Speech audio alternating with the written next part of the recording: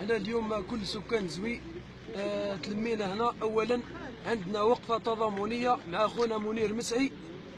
اصحاب زوي كامل هنايا جينا اليوم باش نوصلوا رساله، والرساله هذه نوجهوها اولا للوزير، وزير الصحه، وثانيا للوالي، والثالث لكل السلطات المعنيه يحاولوا يتحركوا في اسرع وقت ممكن.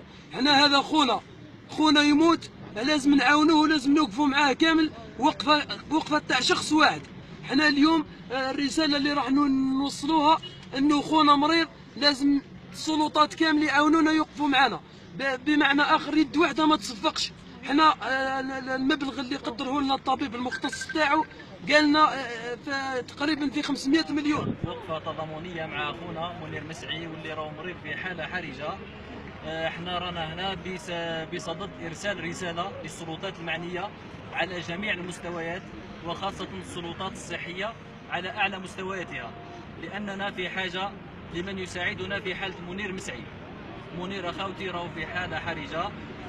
على حسب التقرير اللي مدوه لنا الاطباء اللي راهم يعالجوا فيه انه منير عنده عجز كلي في الكلى، واضافه الى ذلك انه البنكرياس تاعو ما يخدمش. وهو كما اكد لنا الطبيب انه منير مستعد انه يعالج داخل الوطن، يعني العلاج تاعو راح يكون خارج الوطن. لهذا نطلب من جميع السلطات المعنيه على جميع المستويات انهم يعاونونا في حاله منير، سواء ماديا او اداريا او معنويا. نشكر الساعه كل شباب بلديه الرشاش. درنا حمله تضامنيه للسيد منير مسعي الذي يعاني بمرض يعني كبير، ونطلبوا من السلطات ان شاء الله يسهلونا في العمليه تاعو، تاع خاصه الاوراق تاعو يسهلوها لنا باش نفوتوه لفرنسا. التشطيب تاعو قال لك العلاج تاعو خارج البلاد. احنا نطلبوا من السيد الوزير، وزير الصحه، خاصه وزير الصحه يشوف القضيه هذه ويدير لها شغل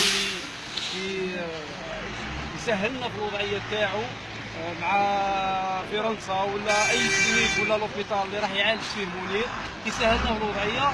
وخاصه نحكي لكم حاجه، باللي العائله تاعو راه مساكن، راهم جابوا تقريبا 4 اشهر هما في لوبيتال يتجاراو من باتنا قايس فنشله اللي رجع بليده، رجع الطفل طاب في ترونسبور، امه مسكينه راهي تشف تبكي ليل ونهار، خاوته هم ناتيين به.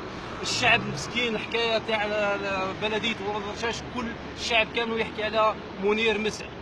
حنا نطلبوا من السلطات، نطلبوا من ربي سبحانه يسهلنا في الامور هذه. وثاني حاجه نطلبوا من السلطات انه يشوفوا لنا المنير مسعي، يسهلونا فيه باش على الاقل نديروا الواجب تاعنا، واللي جمع ربي مرحبا به.